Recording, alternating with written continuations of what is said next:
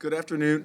Today, we worked on situations again. Today was a lot of red zone from various positions, 25 and in, all the way down to the 8-yard line. We started at one drive. We lengthened individual today, which was great to see the guys work on fundamentals and technique. So that was good. So day 3, I thought it was better. You can see the energy improving. One of the things that I was talking to the team about yesterday was finishing better. You got to be able to finish the plays. And I thought I saw that, at the end of receptions, receivers catching contested catches and also defensive guys busting up, the catch. So those are always good. You got to finish, and every little inch counts in this league. So that's an important part. I thought we did a good job with that. And then really the message at the end of the day was, how do we respond? And responding is responding to adversity and success. So those are two things. And what do you do the next play? And that's why you got to have the cycle of the snap. And I think our coaches are doing a really good job of not walking by mistakes. When guys are loafing or guys are not finishing the right way, we're really on top of that. We got to always do better at that, but I think we're doing a solid job of that right now. So going forward, it's good. It's like a stack of 4 days. This is our 3rd day. I thought we did a good job so far, and we'll finish it up tomorrow with a normal type practice. We'll be more in the field, and we'll be doing more 1st, 2nd, and 3rd down. And we did some 3rd down today also in the red zone, which was good for us. One of the topics that is out there right now is obviously Lucas Patrick. And how we're going to disclose this, we're just going to say he hurt his right hand, okay, and there's no timetable on the return because we don't have to disclose that. So we're not going to give that out for anybody. That's how it is. So he injured his right hand. And the reason I'm giving that out is because he is going to be out a little bit of time. So it's not just a soft tissue injury or something where he might be out a couple days. This is more than that, but we're not going to give timetables on that. With that, I'll open it up to questions. What about Tevin Jenkins, man? What's that? Tevin Jenkins missing practice yesterday. Yeah, again, he falls into that category where he's working through something with the trainers. Okay, and it's a day-to-day thing with those guys. And when he's able to return, he will return. It's injury, not illness. He's working through with the trainers. Yep. And same with Thomas Graham. Haven't seen him. Same exact. He falls in that same category. So we're not going to comment on the injury or anything like that. And when he gets back, he'll be back. For you, what's the philosophy on being so kind of guarded and evasive with injury-related? Just competitive advantage. I don't want people in our division. I don't want people in the league looking at our roster and saying, hey, they're going to do this, do that with injuries. And if you don't have to disclose injury right now, which we do during the season, obviously, why would you? So to me, that's an in-house business. And if something's significant, where it's more than a week or something like that, we'll say it in here, and we won't disclose the exact timetable to return, but we will disclose it. Do you understand the level of concern among Bears fans when Tevin Jenkins, the guy who had back surgery last year and wasn't completely healthy, it isn't at practice? Yeah, I understand the levels of concern. I get that. That doesn't make me just disclose information though. So. Matt, with those guys out, Becker.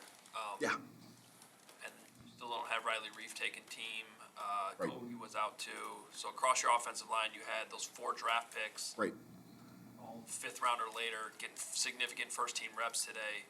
What's your mindset, I guess, as coach going into a practice like that, knowing that, and then how did you think that Yeah, a couple of those guys, like Cody and Ryan, they both had veteran days today. So those guys are, like I talked about in maybe the second press conference, we talked about the guys that have some years in the NFL, and those guys, it's individual basis. Those guys had veteran rest day today. So, but it was good, though, because now we had a chance to put some younger guys in there, like you said.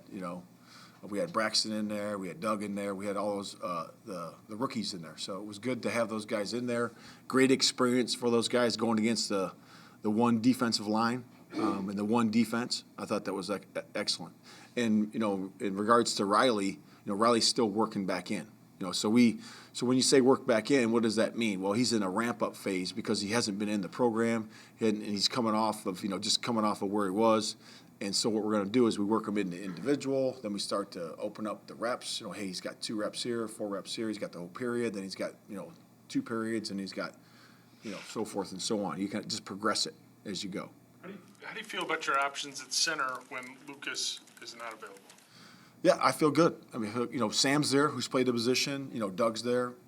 Both those guys have done a good job with that, and it's great competition in there. Dieter's played a little bit at center, so I think it's good for those guys. It's not ideal, though, when you have an offensive line that's just trying to come together and, there's no more important thing to get a group gelling. So just, can you comment on that? And just Yeah, the continuity of it, certainly that's a good point. But there's adversity hits, and that was my whole response thing. How do you respond to it? A lot of things you can't change in life, right? You get the situations, and there they are. They present themselves. And how do you respond to that situation is all that matters, right? It's not, you can't take a magic pill. You can't just invent another player that's going to show up, right? Sometimes you just have what you have, right? And you have to work through it and make it the best you can. And that's what we're doing right now. We're trying to find the best combination. That's really for all of training camp, So we have a piece that's out right now. Now we're just going to plug in and play, and we'll find out the best group we got. What kind of expectations do you have, though, when you have 4 rookies who might need a little bit more time to develop when they're being thrown out there because of injuries? Like, what do you relay to those guys about what you expect from them when it might be a little bit tougher for them when they first start? Yeah, I mean, it's always tough to be a rookie, right? You're always learning, so that's my message to them is to learn, so every practice rep, every rep they're going to get in preseason, and they're going to be able to learn from these veterans that they have, So Lucas is going to help, Cody's going to help, all those guys are going to help those guys to be able to absorb the information and then learn and to apply it to the next practice and the next play. Man, does it ever happen in your career, have you ever seen it where a guy is in a fill-in situation like Kramer or Carter or any of those guys, and they win a job? Yeah, I've had. Is there a good example? Yeah, I have a good example. Anthony Hitchens was a player of mine back at the Dallas Cowboys, and that when Sean Lee got hurt, he stepped in and played and won a starting job. He was a rookie, and he started at Sam, then he ended up starting at Will, and he had a great career. And he did it through hard work and preparation, and he did a nice job for us that year. When it comes to Doug Kramer, what have you learned about him so far? What stood out? Yeah, super smart. Able to make all the calls.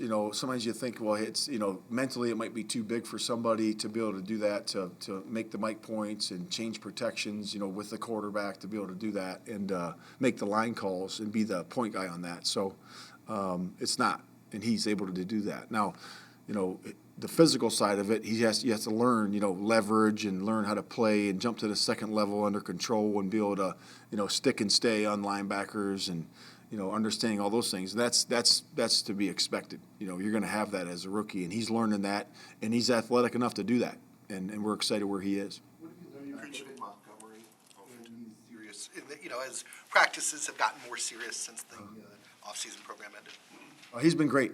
He's been steady, and he's been a pro, and he's been that way since the beginning. He's a very serious-minded kid, young man, and he is all business, and he's done that since the day I met him, and he's real consistent. In what way is he all business? Is he not chatty? Is he just working hard? Yeah, just a pro. He's doing his job.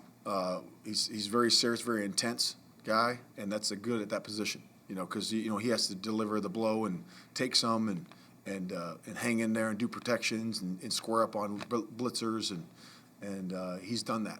Is that going to be hard to see in practice until at all? I mean, until preseason games or until? No, we'll see it. We'll see it. Yeah, we get one-on-ones. Once we get the pads on, we'll do one-on-one protections. We'll get the linebackers in there blitzing against them, and we've been doing the covering and stuff like that. But we'll get that going here pretty soon once we get the pads on. What's your book on him as a runner? What have you seen from him, not only on the field, but from what you've evaluated in seasons past of who? Yeah, really good at splitting two, getting his pads down, a good jump cutter, good vision.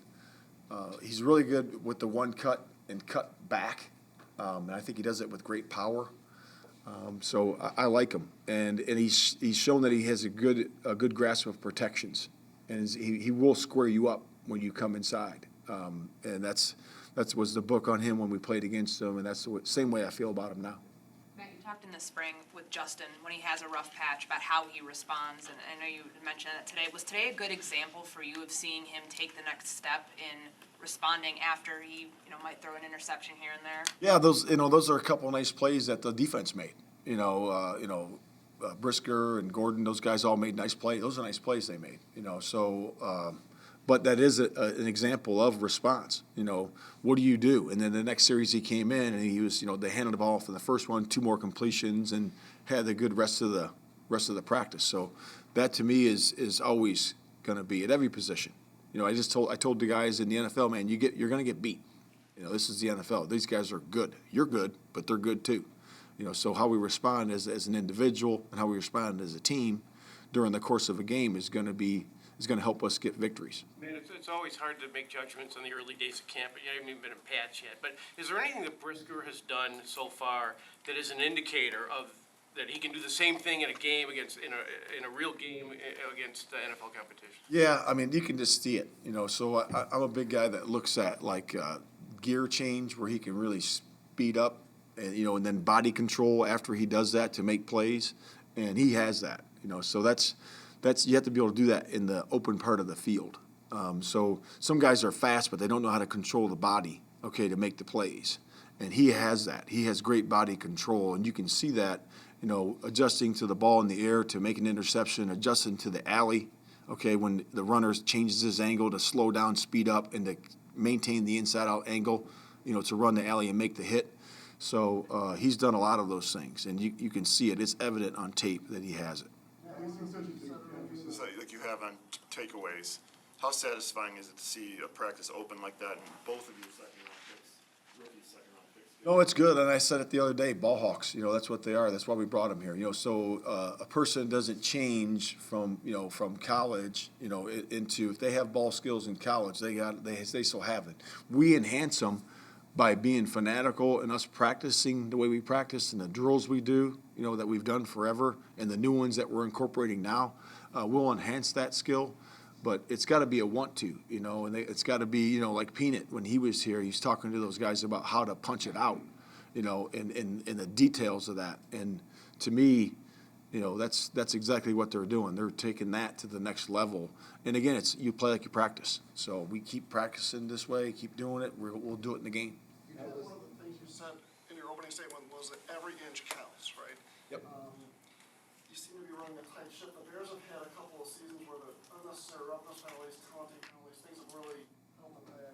But how do you address that? Is there a zero tolerance? We're not going to put up with that, or how do you make sure that doesn't? Yeah, I just think you coach it. You just coach it. You coach every play. So when you see a penalty, or you see we had some penalties out there today that I'm going to address. So I will pull those up in the team meeting, and I'll tell them, this is a foul. It was that you made the play, but really it's a new set of downs. We fouled. So we all have to coach that way, offense and defense. And, we've been fortunate where we've been in the top of the league in the least penalized. So it's about being violent. It's about having self-control. It's about having discipline, right? And it's about coaching the guys in the rules so they know what the rules are. So I'm talking more about the unnecessary roughness penalties, though, and the taunting, the things that happen after the whistle. Yeah, that's just discipline. That's just discipline. Yeah, that's all that is. So after that, that's something that is addressed every single time. We're not going to hurt our football team by being undisciplined and losing self-control. So to me, it's a boxer's mentality. You got to deliver a blow, you got to take a blow, and you got to keep your mind in between. So to me, that's just ball. Two more. Matt, you told us a while back that you knew you wanted this offensive scheme when you were hired as a head coach. What about the rushing attack part of the scheme was challenging as a defensive coordinator, and therefore what makes you like it as the head coach? Yeah, it's just the outside stretch game, and then the plays that come off of it, and it creates a lot of good angles for the offense, and you're in position. You have to be in position on defense, and you really have to coach the line play and the linebackers and the force the right way, and it really creates a big situation for you defensively, and so it stresses you, and that's why I've been always wanted to have this type of offense here with the Bears. Earlier in the spring, Alan Williams told us, like, the plan initially, which he said he had every right to change, but was gonna be that Kyler would start it as, would become proficient as an outside corner, and then you'd see, like, you know, if he can take on, responsibilities at nickel. Did he show you something, like, early on that in OTAs that kind of made you scrap that and say, okay, we will start cross-training him at nickel sooner maybe than you thought? Yeah, we knew it. We knew it all along that he was gonna be a flex player, because he showed it in college. You know, so we knew that. We were just trying to see mentally where he was. So you start him at one spot. Okay, is he okay there to learn those techniques and fundamentals? And we said yes. And then we said, okay, give him some time there. And then, okay, now when we come back, let's roll him into playing outside and inside, because he can clearly do it. So he did it, and he's making a lot of plays in there. He seems to have an eagerness to go in there. How does that impact as you kind of figure out what his role is going to be, his own kind of want to raise his hand and say, put me in? No, that's attitude, right? You know, so I think he's got a great attitude. He always has. You know, he loves to try new things. You know, he's been doing that ever since he's been this high, and he loves that. So it's a challenge to him, and he's excited about the position.